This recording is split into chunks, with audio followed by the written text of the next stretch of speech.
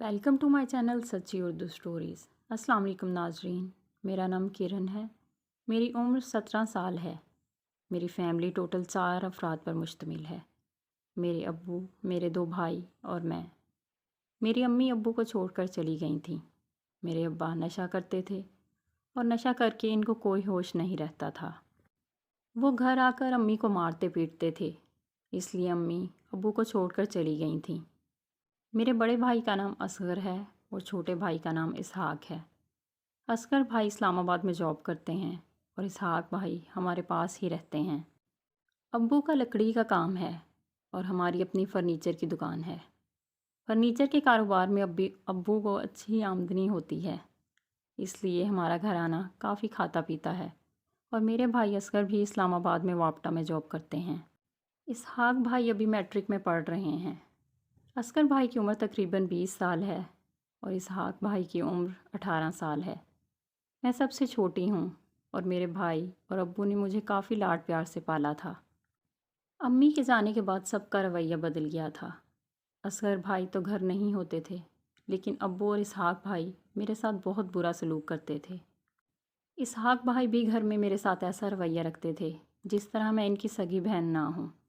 اور ابو کا تو کیا ہی کہنا تھا۔ ابو نشہ کر کے گھر آتے تو آتے ہی میرے بالوں سے پکڑ لیتے اور کھانے وغیرہ کی فرمائش کرنے لگتے۔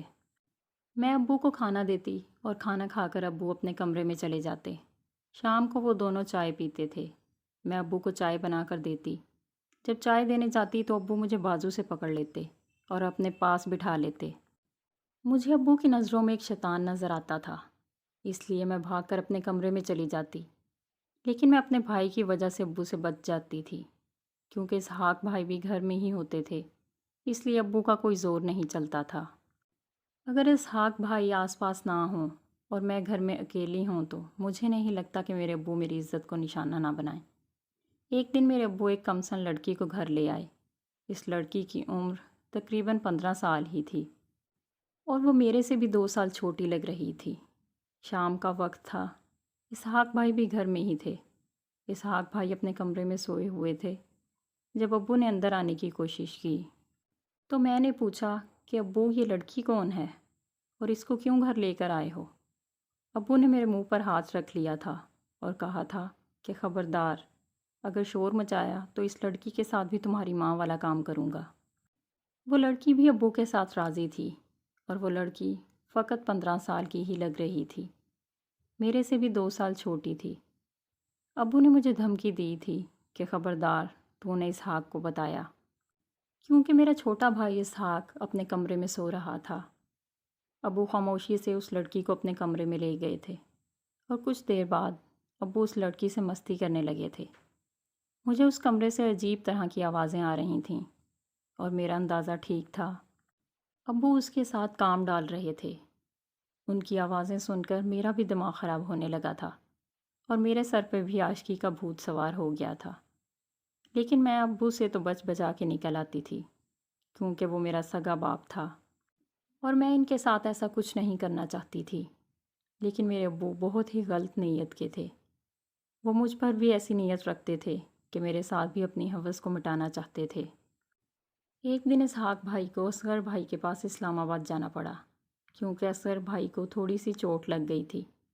اس لیے ابو نے اسحاق بھائی کو آرڈر دیا کہ تمہیں اسکول سے چھٹیاں ہیں، اس لیے تم اصغر بھائی کے پاس چلے جاؤ اور اس کی دیکھ بھال کرو۔ اصغر بھائی واپٹا میں کام کر رہے تھے اور وہ کھمبے سے گر گئے تھے، اس لیے انہیں کچھ چوٹ لگی تھی۔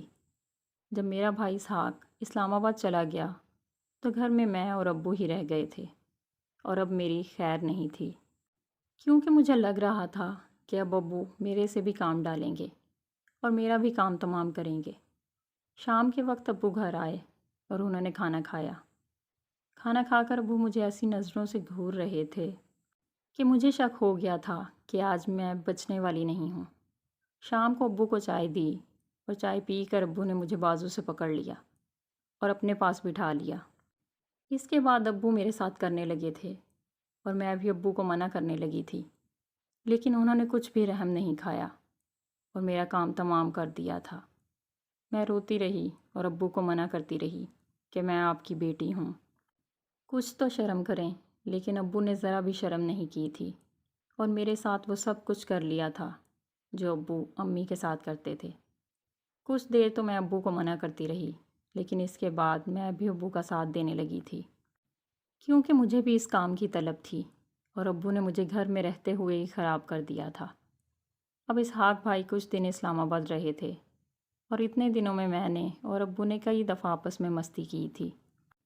اسحاق بھائی کے واپس آنے کے بعد ہم اپنی زندگی میں پہلے کی طرح آ گئے تھے، لیکن اب مجھے شرمندگی تھی کہ میں نے اپنے سگے باپ کے ساتھ ایسا کام کیا ہے جو کوئی بھی بیٹی نہیں کرتی۔ اس لیے میں نے اس کام سے بالکل توبہ کر لی تھی۔ تو ناظرین، اگر آپ کو یہ کہانی پسند آئی ہو تو ویڈیو کو لائک کر دیں اور چینل کو سبسکرائب کر دیں۔ شکریہ۔